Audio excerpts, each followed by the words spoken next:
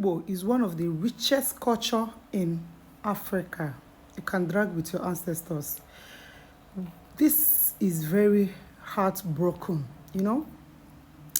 The lawmakers in the government, the governors from Igbo side, everybody that have things to do with Igbos that are in government.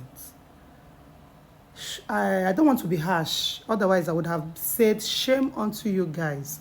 But let me not be harsh. Do you guys notice that our Igbo culture is going finally, gradually? And did you think your ancestors are going to be with you?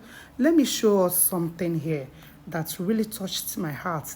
Today is 4th of April. As an Igbo man, how proud are you? You build a mansion in your village, but none of your children can do a traditional wedding in that compound. Do you think your ancestors is going to be happy with you? Let me show you us something. We sell our souls to foreigners. We collect bribes to foreigners, forgetting we have cultures to protect.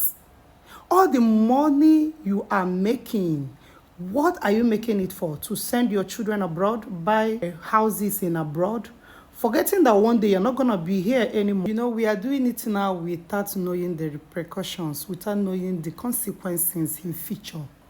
You guys are in government, you guys money, you choose to train your children abroad, forgetting you are coming from somewhere. Forgetting that when you're not going to be there anymore, your children, remember, they are not coming home.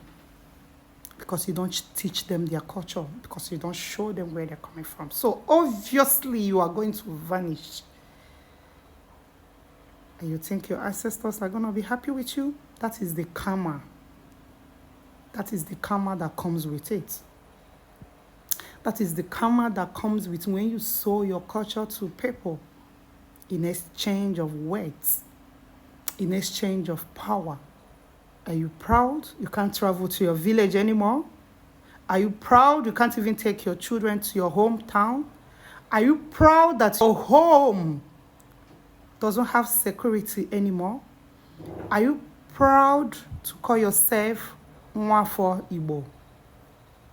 Okay, let's go there.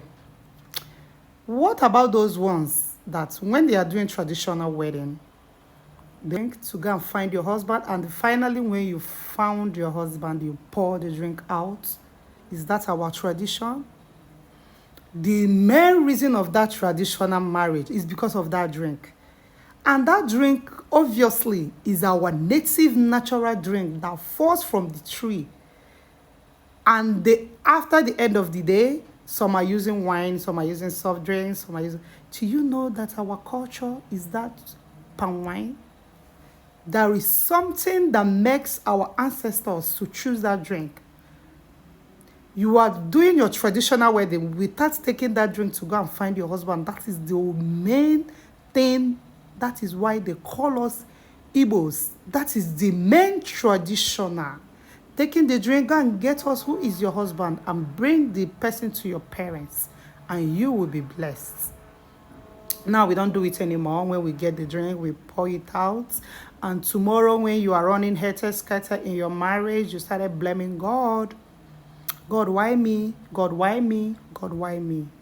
You forgot that you are coming from somewhere. We are gradually vanishing from our culture. No security in the home.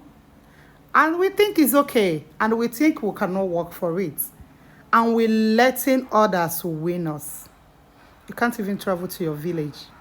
You can't even do... We fear human being in the village. We fear also insecurity in the village.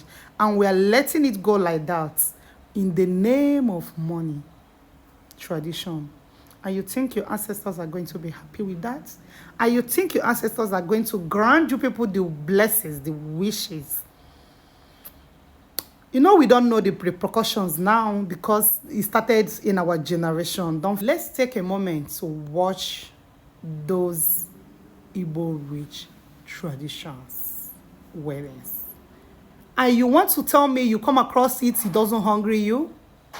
To bring your own child you bet in their hometown. Introduce your children, your boys, how it's done. in your own time and you call yourself rich and mighty. No. I call you a lost human being. I call you Judas. I call you greedy. I call you selfish. I call you loveless because you don't love those your children. Neither do you love your culture. So this is my opinion.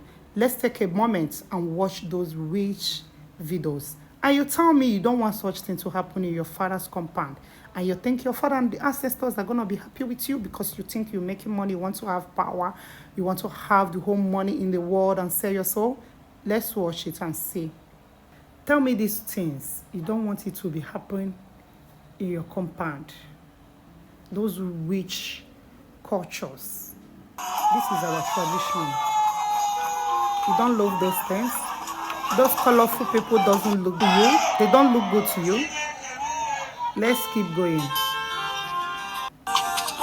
Do you see how rich and beautiful Isha good looks on our men? And they don't want your children to experience it? I'll keep showing you. You don't like this one? You don't like this one? You don't want your children to experience our culture? Okay, I'll keep showing you. You don't like those things? You don't want your children to rejoice, celebrate with their friends in their hometown? For real? Let's keep going. Did you see how rich this thing is? They are people's children. You don't want your own child to experience all those things. And you call yourself a man. You are not a man, you are a coward. You don't want your children to experience igbo, our culture, our beautiful culture. Let's keep going. You don't want your children to experience things like this in their hometown. Let's keep going. I'll keep praising the people that make sure that our tradition do not go. You don't want your children to experience these things. Look at how beautiful your culture is.